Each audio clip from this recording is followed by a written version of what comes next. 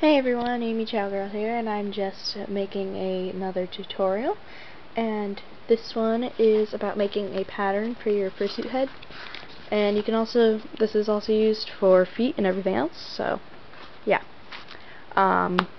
First thing you want to do is get masking tape, like that roll right there. You get masking tape and cover up the head pretty well, like the whole thing, and make a sort of a neck right there. And the reason why we use masking tape is because painter's tape is not sticky enough to stick to the foam well enough, and duct tape, when you try to take it off, it will rip the foam off because it's way too sticky.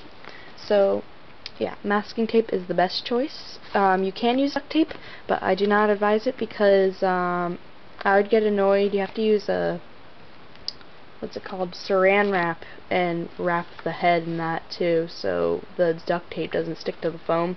I'd find that annoying. So yeah. Next thing you want to do after the head is taped up, you draw lines where you're going to cut it out. As you can see, I drew lines, and you want to make them pretty big areas, so then you're not making tiny little details like everywhere. Like, I just attached the whole forehead up to the ears, one big piece. Mostly where you want to have different parts is when the fur changes direction. Like, I am having these two muzzle pieces separate because the fur is going to go in opposite directions, so it makes sense to have them in different directions. I also separate the cheek from the muzzle because it's a lot easier to sew and get that defined cheek when you have them separate.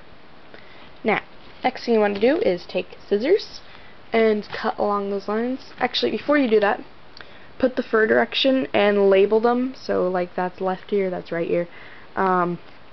Label which way the fur direction's going. That's very important because when you put this down to trace it on fur, you're going to get confused on where is this fur going, and it just saves your butt so much. So after that, label what part it is. This is the left muzzle, yada yada yada, and cut it out. And just show you example, that's why I had this off. This is what they like. This piece is the right cheek, and it goes like right here. And the reason why I have these little slits in it is because when you first cut it out, it's going to be in the shape of the cheek. It will not lie flat. So what you need to do is, where those big indents are, you want to take your scissors and make a large cut all the way until it starts lying flat. And you'll know where to put the cuts. It's just the big points where it's like popping up, sort of. It's really hard to explain, really. See, like, if I put this together, that's a part where it's going to pop up. So you cut all the way in, and you'll see it'll lie flat. It won't lie completely flat like paper, so just don't worry about it. But it should end up like that. The ear is probably one of the hardest parts because of the shape, especially circular ears like Luxray was really hard to get exactly the same. So after you have all your pieces cut out, you're going to want to put it down on fur. Say this is the direction.